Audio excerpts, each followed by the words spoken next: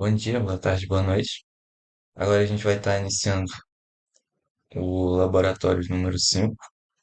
Acho que é o de número 5, mas enfim, é o laboratório que trata sobre o protocolo TCP. E a gente vai usar o Wireshark para analisar algumas coisas em relação a esse protocolo e como ele funciona. Então, primeiramente, ele pede para capturar os segmentos TCP da comunicação entre o meu computador, a minha máquina e o servidor remoto. Então, a gente vai analisar isso através, como ele explica aqui, a gente vai enviar um arquivo para para esse endereço aqui. Então, eu já fiz isso, já capturei os pacotes para adiantar o live. Então, a partir disso, ele pede para a gente analisar esses três que a gente capturou. A primeira pergunta que ele faz é qual é o endereço IP e a porta do TCP que é usada pelo cliente no arquivo que ele disponibiliza aqui, que foi o que o desenvolvedor do Lab capturou. Então, é esse aqui, o traceroute capturado pelo desenvolvedor do Lab. Então, aqui a gente vê claramente que o endereço IP dele é 192.168.1.102 e a porta utilizada é a 1161. É, como está aqui destacado nessa imagem. Próxima pergunta que ele faz é qual é o endereço IP do endereço do servidor de destino e qual a porta que está enviando e mandando os segmentos TCP nesse servidor. Então, aqui, a gente analisando aqui, quando o servidor envia o SYNACK de volta para o cliente, a gente vê que o endereço IP é 128.119.245.12 e a porta é 80, que é exatamente a porta correspondente ao HTTP. Mais uma vez destacado aqui que a gente tem o IP, IP fonte e aqui temos a porta. Na pergunta 3, ele pergunta acerca do trace que o próprio executor do laboratório, no caso eu, capturei. Então ele pergunta qual é o IP e a porta usado por mim para fazer essa comunicação. Então, é esse aqui, o trace que eu capturei. Então, aqui a gente vê que o endereço fonte da minha máquina é 192.168.0.193 e a porta utilizada é a 63.718, como está destacado aqui na imagem também. Agora, ele faz mais algumas perguntas acerca dos segmentos TCP. Primeiro, ele pergunta qual é o sequence number do TCP/SYN utilizado para iniciar a conexão entre a minha máquina e o servidor, esse aqui. E também o que tem no segmento que identifica que ele é um segmento do tipo SYN, de sincronização. Então, analisando aqui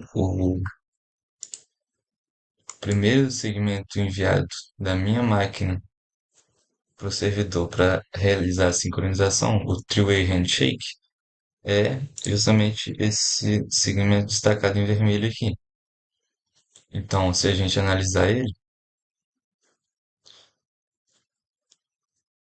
a gente vê que o sequence number dele é o zero, mas esse não é o sequence number real, é só o sequence number relativo para facilitar a gente a fazer a análise dos dados, enfim. O sequence number real dele é esse aqui, 2028, 24, 83, 23, que coloquei aqui. E o que identifica que ele é um segmento do tipo sim é justamente que a flag sim está setada como um. E a gente consegue observar aqui, analisando as flags, claramente o bit de sim está setado. E apenas ele está setado. Na próxima pergunta, ele pergunta acerca do segmento SYNAC retornado pelo servidor para minha máquina. Então ele pergunta qual o valor do ACK e como o servidor determinou esse valor do ACK. E também o que identifica esse segmento como um segmento SYNAC. Então, a resposta dele é justamente esse daqui, da porta 63.718. Então,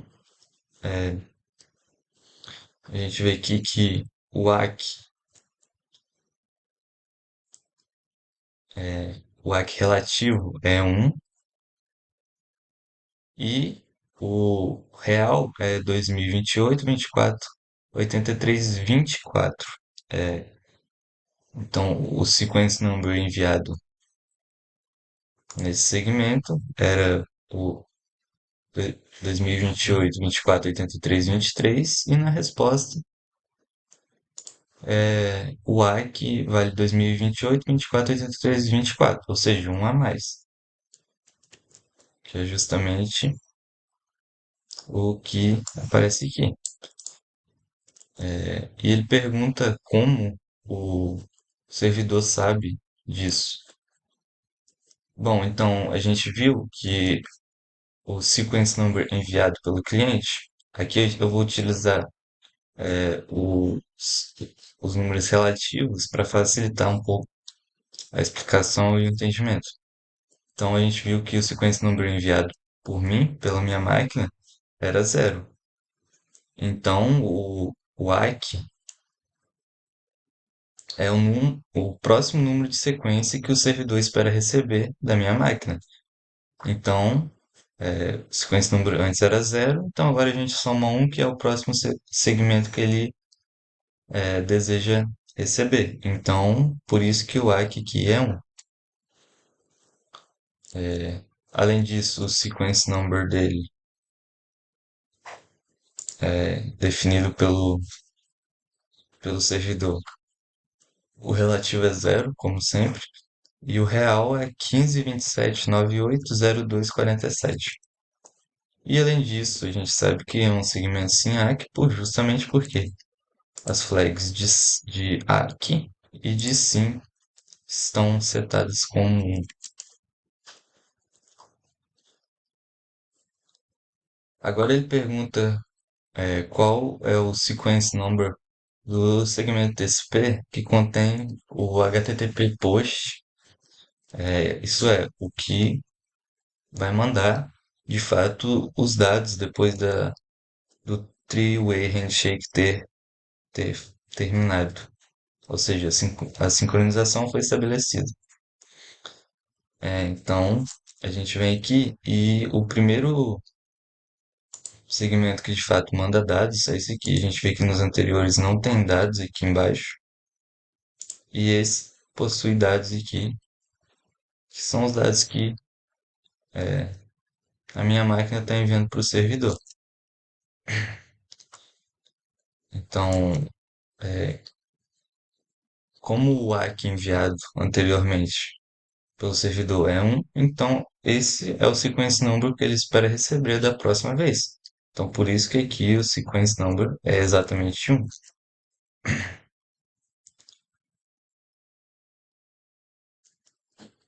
Então, a gente consegue ver isso aqui claramente. O sequence number é, é um, e o próximo aqui, como o tamanho de dados enviados foi 621 bytes, ele já coloca aqui que o próximo sequence number vai ser o 622.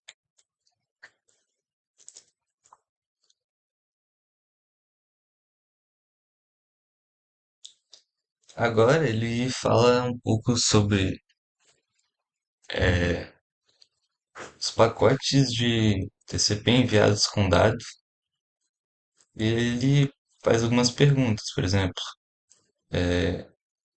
quais os sequence numbers dos 6 primeiros segmentos TCP enviados da minha máquina para o servidor,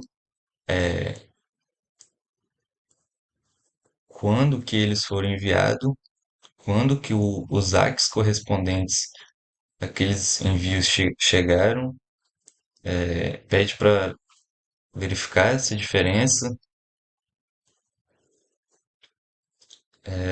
E isso vai ter o RTT. Aí ele pede também para calcular o Estimated RTT, enfim. E depois na pergunta 8 como são dados aqui que, como ela, a 8 meio que depende da 7, então eu já coloquei as duas juntas. Então aqui eu destaquei quais os 6 primeiros segmentos que correspondem ao envio de dados da minha máquina para o servidor. Então aqui eu construí essa tabela para mostrar todos os dados que ele pediu. Aqui eu não sei se vai estar dando para enxergar, eu acredito que não, mas eu coloquei nessa tabela os valores que estão destacados ali. Então, os pacotes correspondentes a esses dados solicitados são o pacote 14, 15, 25, 41, 49 e 50, que são essa sequência de pacotes destacados é, com esse contorno amarelo. Então, a primeira pergunta que ele fez foi o sequence number de cada um. Então, o primeiro pacote, como a gente viu na pergunta anterior, o antepenúltimo, o primeiro pacote de dados ali que a gente envia, os 621 bytes, se eu não me engano, é exatamente isso, 621 bytes, é exatamente um. Então, como eu disse, no próximo, quer dizer, nesse foi enviado 621. Mas o número é exatamente o número do primeiro byte enviado. Aqui tem o length, que seria a pergunta 8. Só que esse length é os dados mais o cabeçalho. Por isso esse tamanho aqui. Só que de dados mesmo tem 621 bytes. Então é por isso, exatamente por isso que o sequence number aqui do próximo segmento de dados enviados é 622.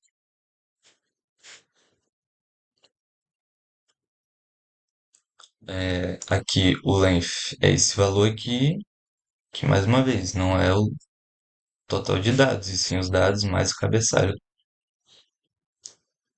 Então, se você tirar os dados do cabeçalho e somar só os dados de fato, e somar o sequence number anterior, você chega nesse próximo sequence number aqui, e você pode continuar fazendo isso aqui, que você vai obtendo esses valores aqui de sequence number.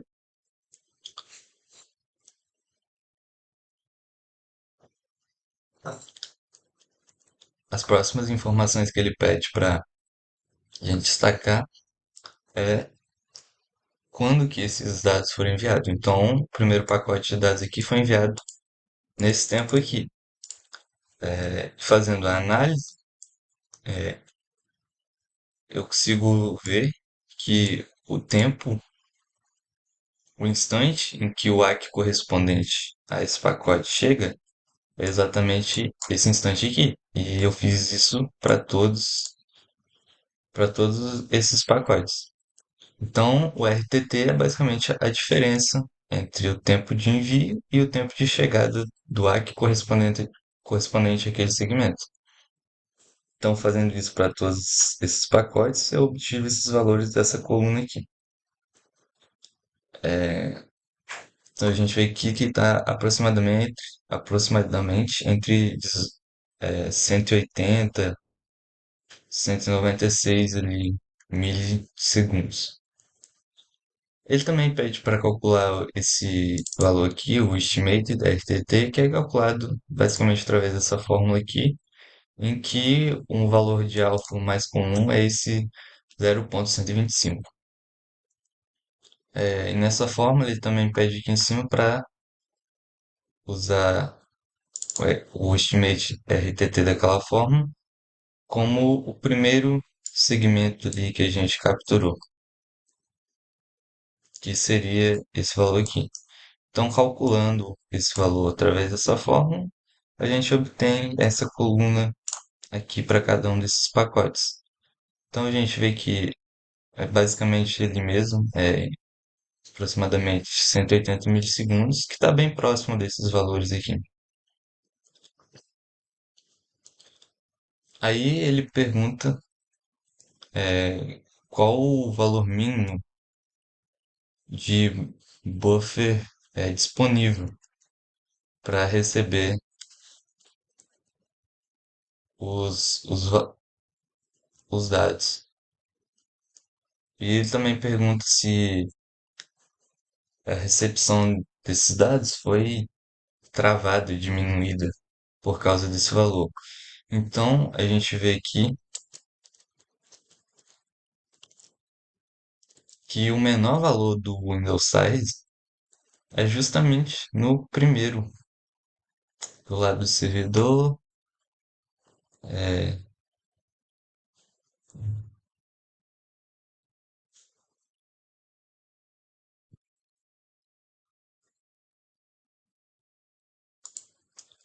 É, então, o Windows Size do lado do servidor é esse 29.200 aqui. E depois disso, a gente vai olhando aqui o Windows Size e a gente vê que ele está sempre aumentando até o fim da transmissão de dados. Então, esse é o menor valor que eu encontrei aqui de Windows Size, de buffer. E como ele sempre está aumentando ali, ele não diminuiu ou atrapalhou, entre aspas, a, fez com que o transmissor, a minha máquina, diminuísse o fluxo de envio. Então ele conseguiu ir enviando ali sem mais problemas. Ele pergunta se tem segmentos retransmitidos e como eu verifiquei o que que, qual informação eu verifiquei para responder. Então, a resposta é não, não tem aqui nenhum segmento sendo retransmitido. E a gente consegue verificar isso basicamente olhando se tem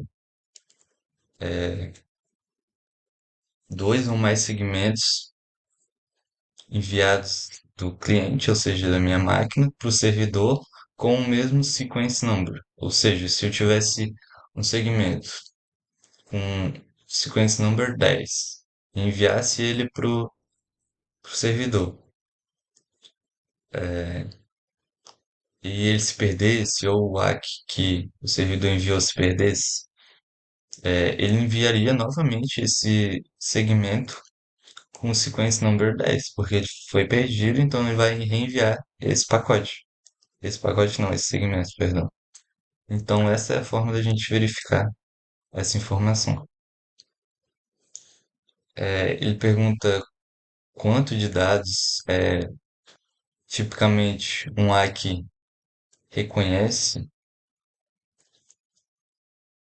Então, nos meus, na minha captura aqui, a gente vê que o hack vai mais ou menos aumentando ali entre 1K, 3K e o máximo de que eu encontrei que foi por volta de 8K, que é exatamente entre esses dois axes aqui. Então a gente vê aqui que vai aumentando mais ou menos 3K, 1K, que novamente 2K, 3K, então gira em torno desses valores. Já no arquivo disponibilizado por ele, a gente vê que é, também gira em torno desses valores aí de 3K, de 2K. Então, é mais ou menos em torno desses valores aí. Ele pergunta qual o throughput em bytes por unidade de tempo. Eu tomei a unidade de tempo como sendo segundo. Da conexão TCP. E ele pede para explicar como eu calculei isso. Então, o que eu entendi e o que eu pensei foi calcular o intervalo de tempo entre o início da conexão e o fim da transmissão de dados e a quantidade de tempo que isso levou para acontecer. Então, é, analisando aqui o último ACK recebido correspondente a dados, é justamente esse segmento 84 aqui, cujo valor do ACK é 152.943. Então, esse valor é o sequence number que ele esperaria receber no próximo segmento enviado. Então, a gente sabe que já foram enviados exatamente 1.552.942 bytes de, de dados. Então, a gente calculando esse intervalo de tempo, por exemplo, esse ACK aqui foi recebido nesse instante aqui, 2.54.2014. E o primeiro segmento enviado foi o SYN enviado da minha máquina para o servidor. Aconteceu no instante 0.382977, o que corresponde a um delta de tempo de 2.159037. Então, o throughput vai ser justamente o número de bytes dividido por esse delta time. Então, fazendo esse cálculo, a gente tem basicamente que o número de bytes enviados por segundo foi aproximadamente ali 70.838. Agora ele pede para falar um pouquinho sobre controle de congestão do TCP e ele pede para usar o arquivo disponibilizado por ele para responder essas perguntas. Aí ele pede para usar essa ferramenta aqui do Wireshark para a gente plotar os dados. E ele pergunta se eu consigo identificar aonde que ocorre a partida lenta do TCP, onde que começa e termina, e aonde que o controle de congestão começa a ocorrer também. Então, aqui eu plotei o gráfico de forma geral, gerado pelo Wireshark, e aí a gente tem esse gráfico aqui.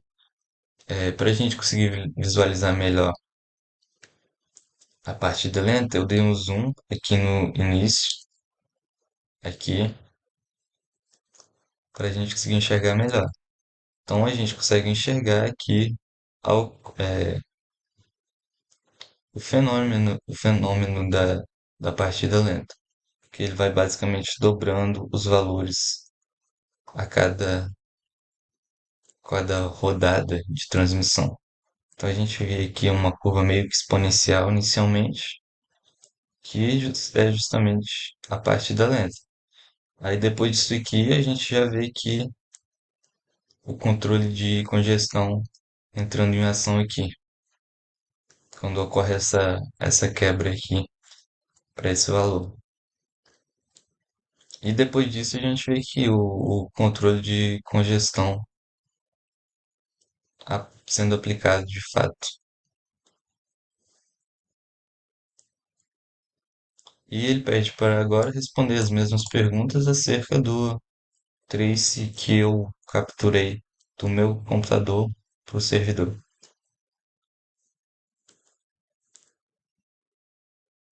Então, aqui, como eu estou conectado ao Wi-Fi e não à Ethernet, como foi no caso da captura que quem disponibilizou o Lab fez, porque ele fala isso, que o dele é através da conexão Ethernet, e aí a gente viu durante a disciplina e tudo mais que o frame Ethernet ali tem aquela história dos 1500 bytes no máximo do pacote IP, enfim, e por isso os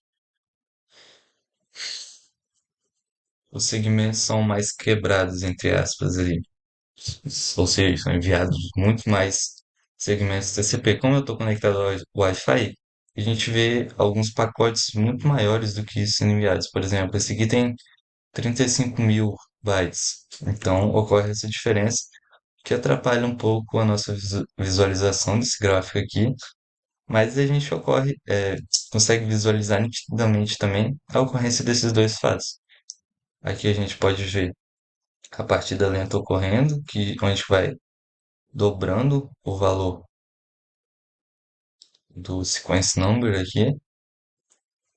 Tem essa curva aqui que remete a uma curva exponencial. E depois disso aqui a gente já vê aquela mesma quebra, essa, tipo, análoga a essa aqui, ocorrendo aqui, que corresponderia ao controle de fluxo entrando em ação também. Então, é isso. Acho que falei de tudo e agradeço a atenção de todos. Muito obrigado.